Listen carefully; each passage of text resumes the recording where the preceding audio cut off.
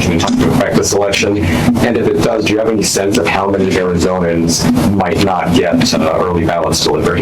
Well, what I would say is, over my dead body is that rule going to go into effect.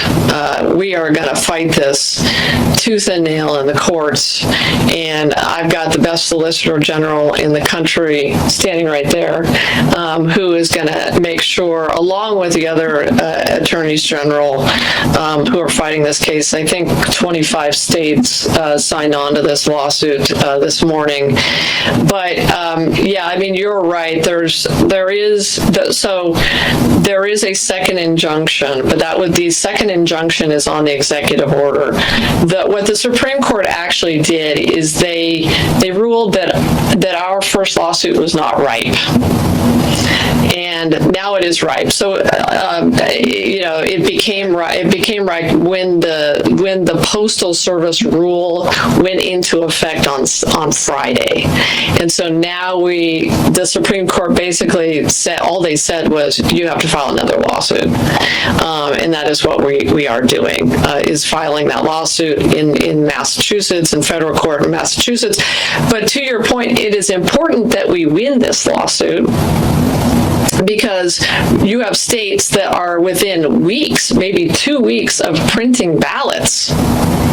Arizona is 42 days away from early voting starting.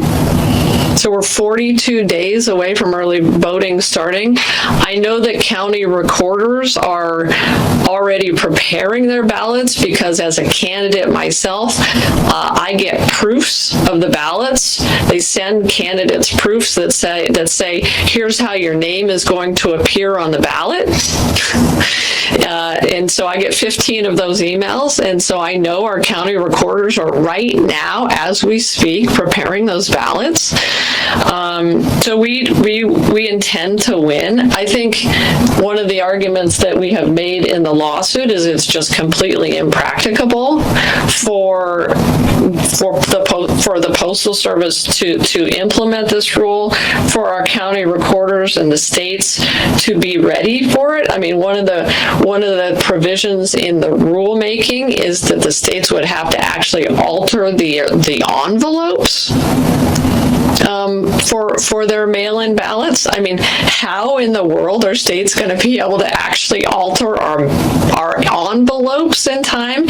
And then we would have to send our voter rolls to the Postal Service, and then the Postal Service would have to somehow determine who gets a mail-in ballot. I mean, first of all, that's insane. It's unconstitutional, and it is completely physically impossible to do. And obviously, those will be the arguments that we'll be making to the federal judge.